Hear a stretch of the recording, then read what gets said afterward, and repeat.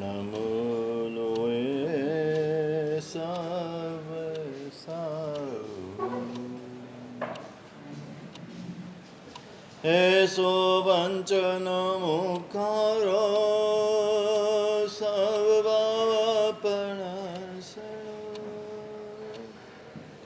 મંગલાણંચ સવેસે પડમં હૈ મંગલં જય જગજીવ જોણી વિયોણો જગગુરુ જગાનંદો જગણો જગબંધુ જય જગપિયા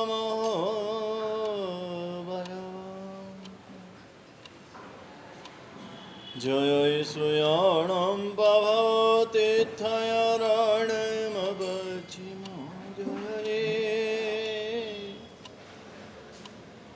જય ગુરુલોગણં જય મહાવીરો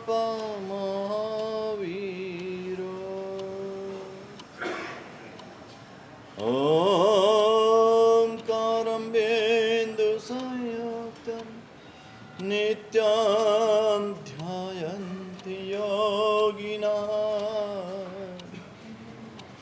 કામદં મોક્ષદં ચૈવ ઓંકારાય નમો નમઃ અજ્ઞાનતિમિરાન્ધાનાં જ્ઞાનાંજનશલાકયા નેત્રમન્મીલિतं येन તસ્મૈ શ્રીગુરવે નમઃ અચિંત્ય ચિંતામણિકલ્પશાખિને વિશુદ્ધ સદ્બ્રહ્મ સમાધિશાલિને દયાર્ણવાયાર્થિતદાયિને સતા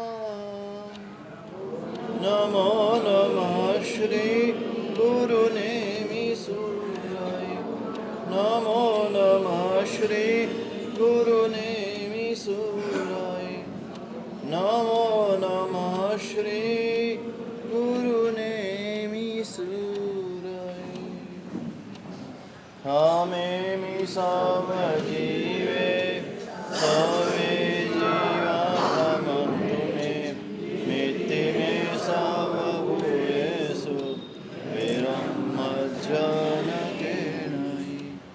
શિવમસ્તુ સર્વજગતા પરહિતનિરતા ભવન્તુ ભૂતગણા દોષાપ્રયન્તુ નાશમ સર્વત્ર સુખી ભવતુ લોક જગતના સૌ જીવોનું કલ્યાણ થાઓ સર્વત્ર સર્વ જીવો સુખી થાઓ એ ભાવના સાથે 12 નૌકા રે ગાજે ગાજે રે ગાજે ગાજે રે ગાજે ગાજે રે ગાજે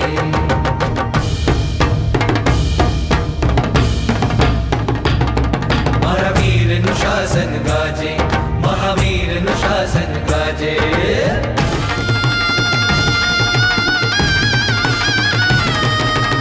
સમકાળની કાળ રાત્રિમાં જય જયકાર મચાવે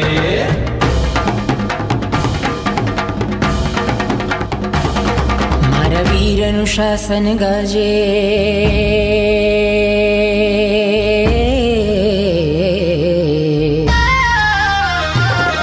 મારા વીરનું શાસન ગાજે આજે મહાવીરનું શાસન ગાજે મારા વીરનું શાસન ગાજે મહાવીરનું શાસન ગાજે આ દુષ્મકાળની કાળ રાત્રિમાં જય જયકાર મચાવે મારા વીરનું શાસન ગાજે મહાવીરનું શાસન ગાજે ગાજે રે ગાજે ગાજે રે ગાજે ગાજે રે ગાજે ગાજે રે ગાજે ગાજે રે ગાજે ગાજે રે ગાજે ગાજે રે ગાજે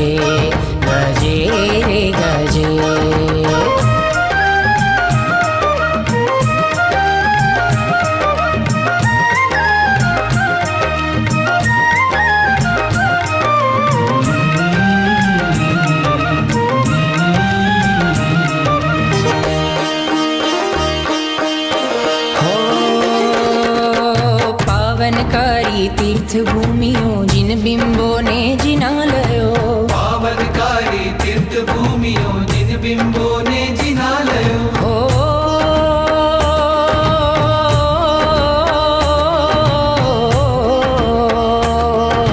સોહે જગમાં પુણ્ય ભૂમિઓ સોહે જગમાં પુણ્ય ભૂમિઓ જીના ગમો વળી ઉપાશ્રયો જીના ગમો વળી ઉપાશ્રયો આ દુષ્મ કાળની કાળ રાત્રિમાં જય જયકાર મચાવે મારા વીરનું શાસન ગાજે મહાવીરનું શાસન ગાજે ગાજે રે ગાજે ગાજે રે ગાજે ગાજે રે ગાજે ગાજે રે ગાજે ગાજે રે ગાજે ગાજે રે ગાજે ગાજે રે ગાજે ગાજે રે ગાજે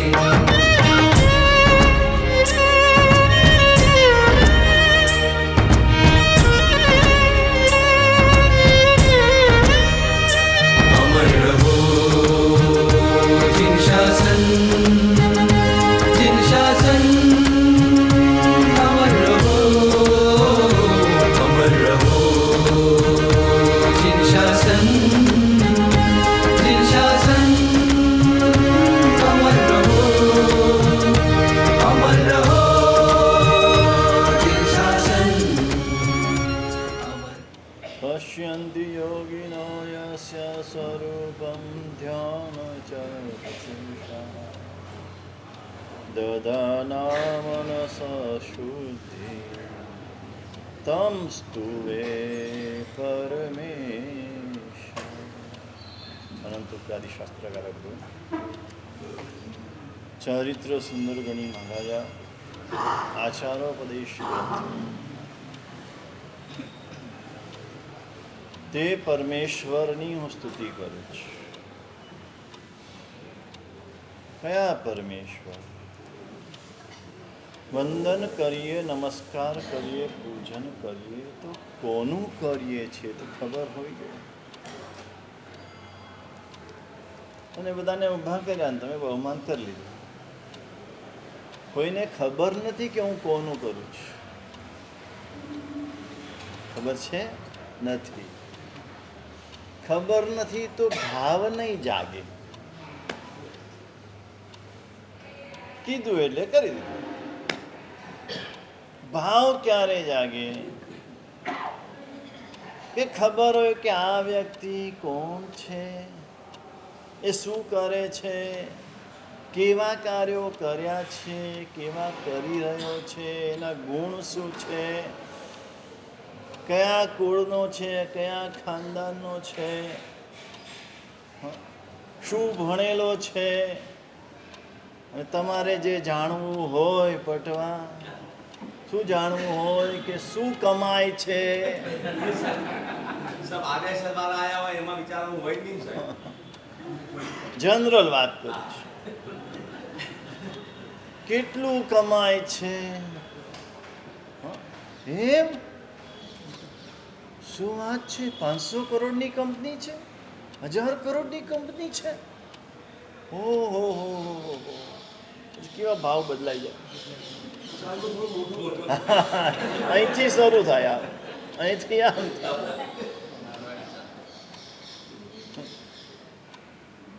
જાણતા નથી તો કોઈ ભાવ નથી, જાણો છો તો ભાવ જાગે.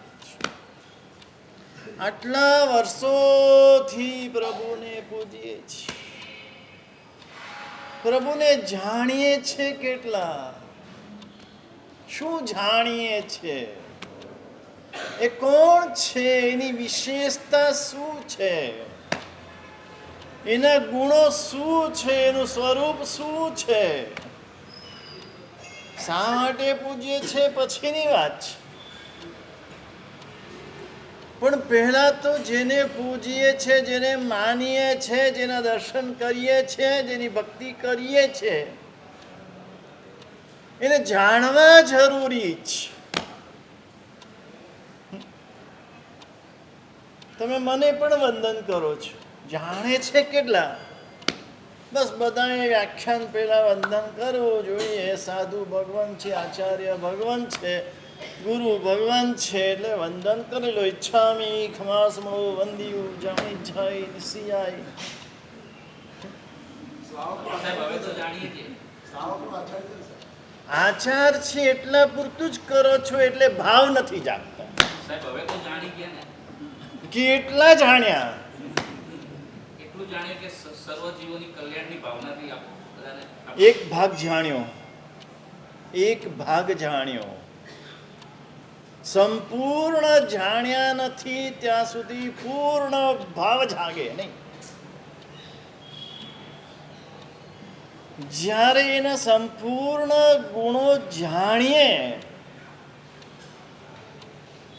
આવા છે, આપણા ભાવ વધતા જાય. એમ પ્રભુને પૂર્ણપણે જાણીએ, ઓળખી કે આ પ્રભુ કોણ છે.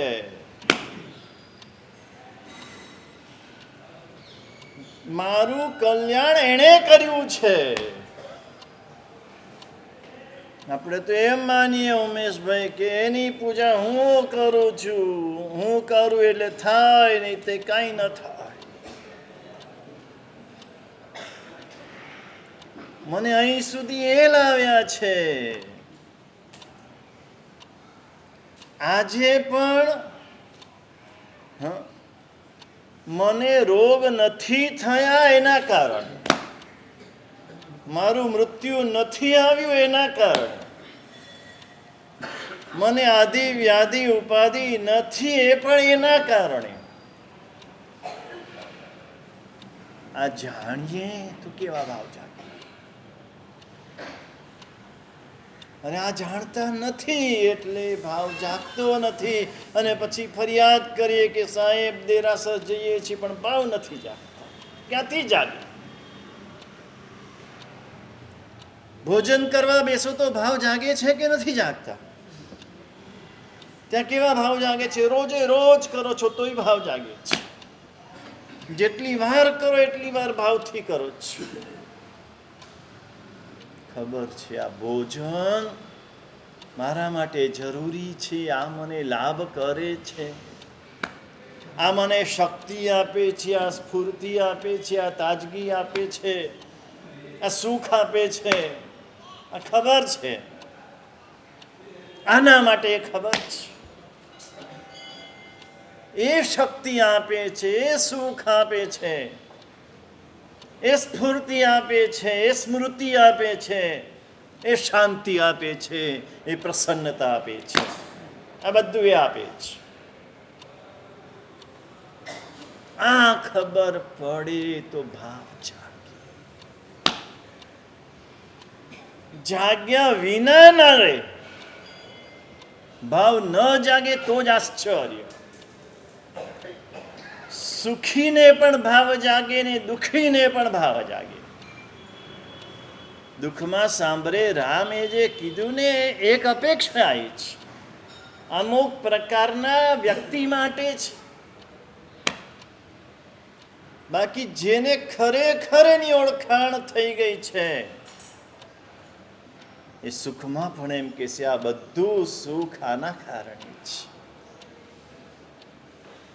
આને જો ભૂલી જઈશ દુઃખના વાદળો ઉમટી આવશે. આને જો છોડી દઈશ તો દુઃખના વાદળો કાળા ઘંઘોર આવી જશે. જો આ સુખી અવસ્થા છે એ રાખવી છે, આને નહીં છોડવાના.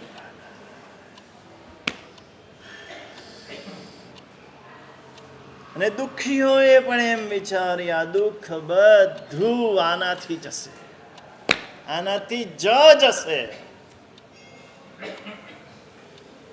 જે કઈ દુઃખ છે તે બધું દૂર કરનાર માત્ર ને માત્ર આ પરમાત્મા છે જગતની અંદર. એના સિવાય કોઈનાથી દુઃખ જાય તેમ નથી. દેવ ગુરુ બે જ તત્વ એવા છે જે દુઃખ દૂર કરે ને જે સુખ આપે.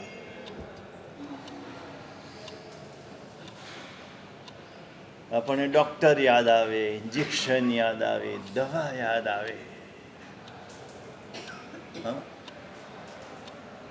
ભગવાન યાદ આવતા નથી. કેમ?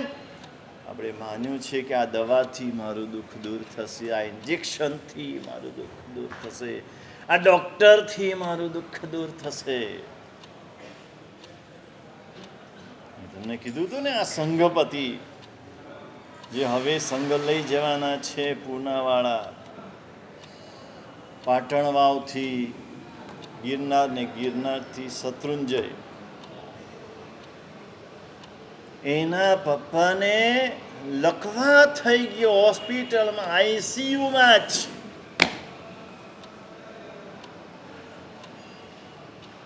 ડાબુ અંગ આખું રહી ગયું છે, બોલી નથી શકતા, હાથ ચાલતો નથી, પગ ચાલતો નથી.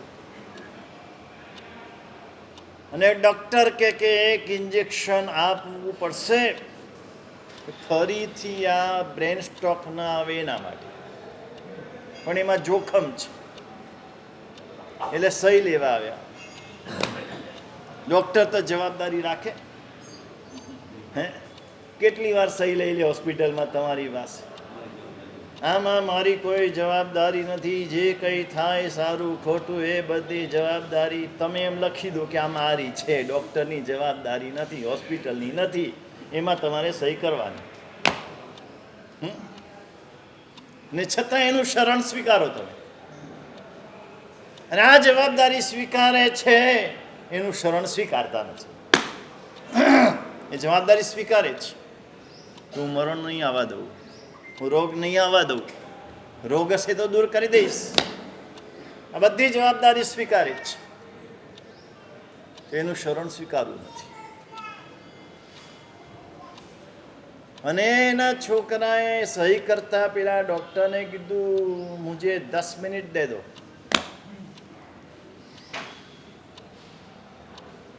નીકળ્યો, દોડતો દોડતો આઈસીયુમાંથી બહાર આવ્યો, બહારથી હોસ્પિટલમાં, નીચેથી હોસ્પિટલની બહાર. ને ખબર ત્યાં હોસ્પિટલમાં ભગવાન યાદ ના આવે બરાબર. બહાર આવીને આંખો મીચીને એનું પોતાનું સ્વદ્રવ્યથી જિનાલય બંધાવ્યું છે પૂનાની અંદર. મુનીશ્વર સ્વામી ભગવાન મૂળનાયક છે. એના ઉપર એટલી બધી શ્રદ્ધા, કહી દીધું, મુનીશ્વર સ્વામી ભગવાન આજે તમને અલ્ટિમેટમ આપું છું, અહીંથી હું જાઉં એટલે મારા પપ્પા સાજા થઈ જવા જોઈએ.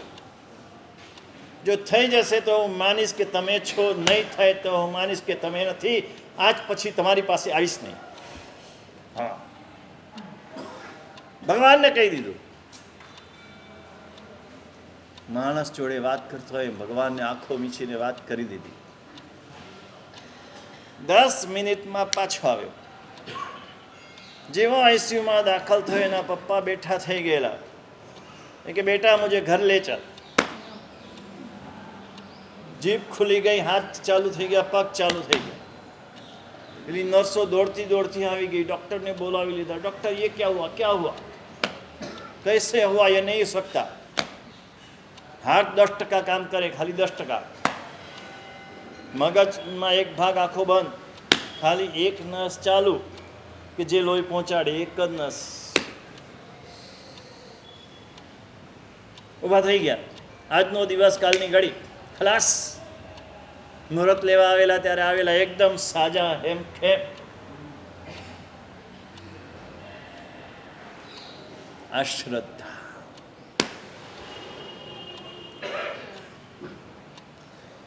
જીવંત ભગવાન છે એ રીતે એની સાથે વર્ત્યા. જીવતા જાગતા છે, કોઈ મૂર્તિ નથી, પ્રતિમા નથી. ખંભાતથી આવેલા પ્રતિમા નથી. હમણાં ખંભાત વાળા એક ભાઈ આવેલા, એને કીધું એના ધર્મપત્ની હતા ને, એના દાદા લગભગ, એના ઘરમાંથી આ પ્રતિમા નીકળે. હા,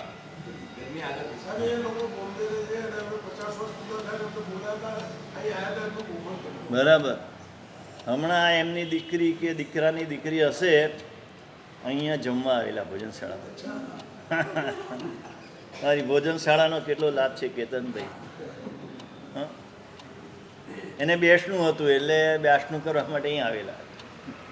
કોઈ એકાશનું કરવા આવે, કોઈ બ્યાસનું કરવા આવે, કોઈ વર્ષી તપનું બેસનું કરવા આવે, કેવા કેવા આવે.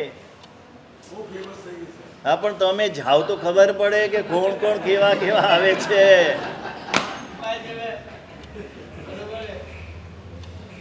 તો તમને એમ થાય કે ના ના આપણે 12 મહિના ચાલુ રાખવું છે, આવો આવો લાભ મળતો હોય તો કોણ જવા દે.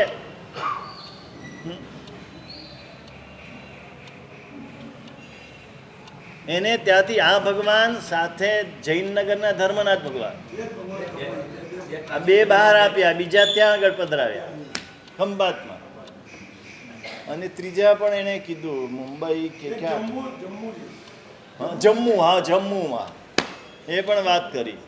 જમ્મુમાં એવા પ્રાચીન ભગવાન છે. બધા કાશ્મીર ફરવા જાઓ ને તો પહેલા જમ્મુ દર્શન કરવા જજો, ત્યાં પૂજા કરજો. એવા અદ્ભુત ભગવાન છે.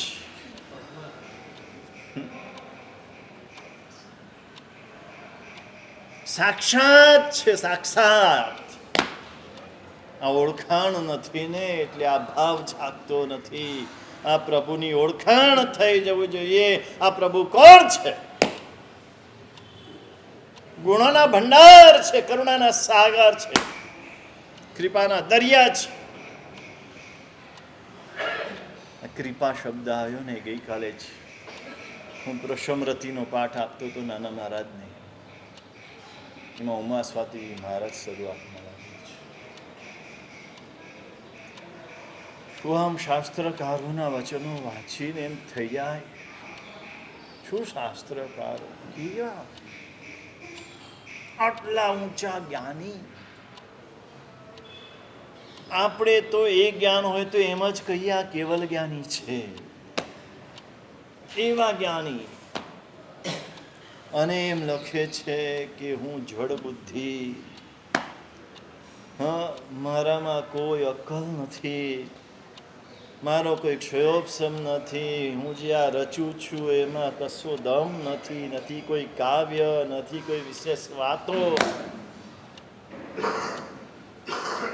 અને આ બધું એ પૂર્વ પુરુષોની કૃપા છે. હું કાંઈ કરતો નથી ને કરી શકું એમ નથી.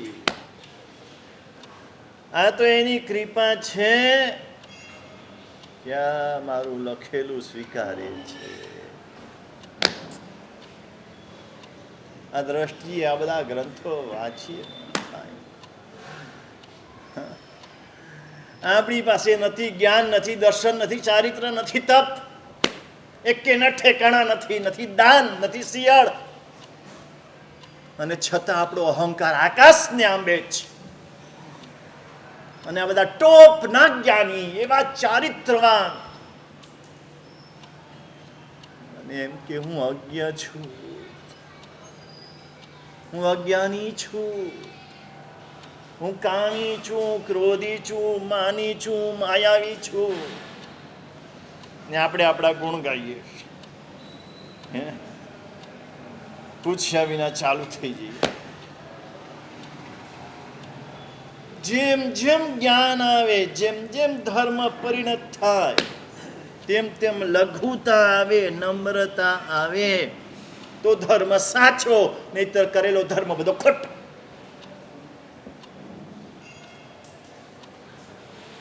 જો ધર્મ કરો ને જ્ઞાન ભણો અને જો અહંકાર આવે, જો અભિમાન આવે, જો ગર્વ આવે, ધર્મ ખોટો છે. ધર્મ જે રીતે જેવો કરવો જોઈએ નથી કર્યો, માટે જ આ થાય છે. માટે જસની અપેક્ષા રહે છે, હા, બહુમાનની અપેક્ષા રહે છે, પ્રભાવનાની અપેક્ષા રહે છે. પ્રભાવના ન થાય ને આખો સંગ માથે લે કે 28 વાળાને આટલી પ્રભાવના કરી, 16 વાળાને આટલી જ કરી, આખો સંગ માથે લે. કોના માટે તું કરે છે? શું કરી રહ્યો છે? નથી. ધર્મને આપણે જે સ્વરૂપે સમજવો જોઈએ સમજ્યા નથી, માટે આ દશા છે. આ પરમાત્માને જે સ્વરૂપે ઓળખાણ થવી જોઈએ સ્વરૂપે ઓળખાણ થઈ નથી, માટે આ દશા છે. અને તો એમ બોલે કે હું 2 કલાક દેરાસરમાં બેઠીને હું 3 કલાક દેરાસરમાં બેઠા. એણે જે આપણા માટે કર્યું છે, માતાની સેવા દીકરો કરે કલાક 2 કલાક 3 કલાક, અને પછી એમ કે બધાને, હા 3 કલાક હું જોઉં છું મમ્મીની પાસે, હા હું જેને ખવડાવું છું, હું જેને દવા આપું છું. આવું કે તો એ સુપુત્ર કહેવાય કે કુપુત્ર કહેવાય? એને યાદ કરાવો કે તારી માએ તને, તું નાનો હતો ત્યારે 6, 7, 8, 9, 10 વર્ષનો થયો ત્યાં સુધી તને દવા ખોળામાં સુવડાવીને પીવડાવી છે, તને ખવડાવ્યું છે, કોળિયા ભરી ભરીને ખવડાવ્યું છે. ખાખરો નતો ખાતો, ખાખરો દૂધમાં પલાળીને ખવડાવ્યો છે. રોટલો નતો ખાતો, રોટલો ગોળ ને ઘીનું પેલું બવો કરીને ખવડાવ્યું છે. એ ભૂલી જાય છે, એ દેખાતું નથી. અને હું દવા ખવડાવું છું, હું ખવડાવું છું. બસ એવું જ પરમાત્માનું છે. આ પરમાત્માએ આપણા માટે શું શું કર્યું છે આપણને ખબર નથી. એટલે આપણે બોલીએ કે પક્ષાલ તો હું જ કરું ને, અંગલુછણા તો હું જ કરું ને, પાટલુછણા તો હું જ કરું ને.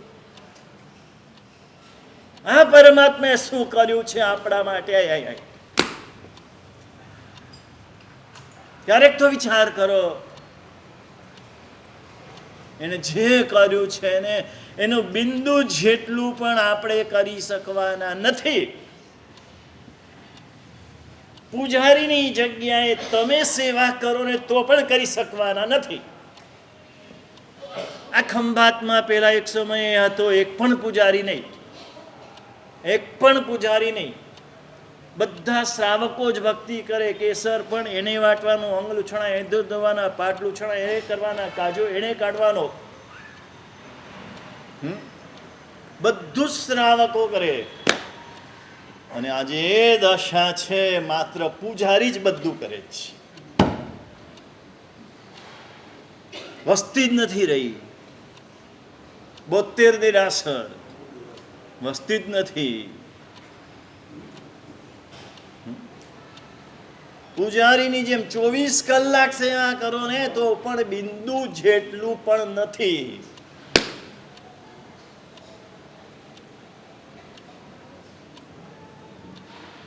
ખબર નથી એને શું કર્યું છે, કોણ છે. ઇન્દ્ર મહારાજા જેવા ઇન્દ્ર મહારાજા એની સેવા કરવા મળે ને પોતાના જીવનને ધન્ય ગણે, પોતાના પલ્યોપમના આયુષ્યને સફળ ગણે. એ અબજો રૂપિયાના રત્નોથી નહીં, અબજો રૂપિયાના રત્નોના મોટા મોટા ઝુમ્મરો હોય ને, રત્નોના ઝુમ્મરો, એનાથી પણ નહીં.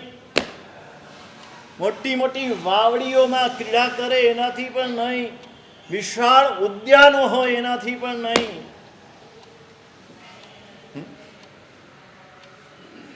માત્ર પરમાત્માની સેવા કરવા મળે, એ પણ કેવી ચામર વીણવામાં.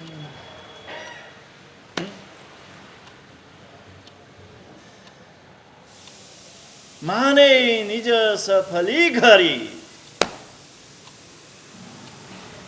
પોતાનું જીવન સફળ માને. કેમ? એને ઓળખ્યા છે, એને જાણ્યા છે, સમજ્યો છે કે આ પરમાત્મા કોણ છે અને હું કોણ છું. જો આ પરમાત્માની ભક્તિ નહીં કરું તો હું એકેન્દ્રિયમાં ફેંકાઈ જઈશ. જો ઇન્દ્ર ફેંકાઈ જાય તો આપણી શું દશા થશે વિચારજો. આ શ્રાવક જીવનમાં કરવા જેવા 2 કાર્ય જે તમે અત્યારે કરી શકો. કરવા જેવું ઘણું બધું છે શાસ્ત્ર. શ્રાવક વ્રતધારી હોય, ચુસ્તપણે વ્રત પાળતો હોય, 12 વ્રત, પણ એ નથી તો 2 વસ્તુ અત્યારે કરી શકાય એવી છે. એક પરમાત્માની ભક્તિ અને બીજી ગુરુની વૈયાવચ. આ જો 2 ન કર્યું તો આપણા માટે પણ એકેન્દ્રિય પૃથ્વીકાય, અપકાય, દેવકાય, વાયુકાય, વનસ્પતિકાય લખાયેલું જ છે. લખાયેલું જ છે. જો આ ન કર્યું તો આના કરતા પણ જો નિગોદ મળશે, નિગોદ એક શાસ્ત્રોનો બહુ મજાનો પદાર્થ છે. અપૂજ્યની પૂજા ને પૂજ્યની અપૂજા. અપૂજ્ય એવા દેવગુરુની તમે પૂજા કરો. વિતરાગ દેવ સિવાય કોઈ દેવ પૂજાને યોગ્ય નથી ભગવાન તરીકે. અને એની તમે પૂજા કરી, માતાની કરી. અનેક જાતના માતાજીઓ આજે સમગ્ર ગુજરાતમાં છે. અનેક જાતના દેવ છે, દેવીઓ છે. પંચ મહાવ્રતધારી સાધુ સિવાય, નિર્ગ્રંથ કંચન કામિનીના ત્યાગી એવા સાધુ સિવાય બીજા સાધુને ગુરુ તરીકે માન્યા, પૂજ્યા. અપૂજ્યની પૂજા શું ફળ આપે? શું ફળ આપે? અને પૂજ્યની અપૂજા. પૂજ્ય વિતરાગ દેવ પૂજ્ય છે, એની પૂજા ન કરી, ખાલી ખોટું કઈ નથી કર્યું, પૂજ્યની પૂજા નથી કરી. પંચ મહાવ્રતધારી સાધુ સાધ્વીજી ભગવાન પૂજ્ય છે, એની વૈયાવચ ન કરી તો શું ફળ? 2માં કોનું દુષ્ફળ વધારે? તો કે અપૂજ્યની પૂજા કરે તો નરક મળે. શું મળે? નરક મળે. હા. અને પૂજ્યની પૂજા ન કરે તો નિગોદ મળે. નરક કરતા નિગોદ ભયંકર. કારણ કે નરકમાંથી તું એકવાર બહાર નીકળી જશે અને આગળ વધશે. નિગોદમાં ગયા પછી બહાર નીકળવાની કોઈ સંભાવના નથી. અપૂજ્યની પૂજાથી જે પાપ લાગે, જે દોષ લાગે, એના કરતા પૂજ્યની પૂજા ન કરો તો વધારે પાપ લાગે.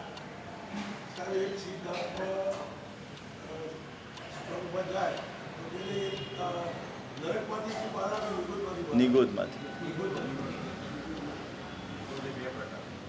હા,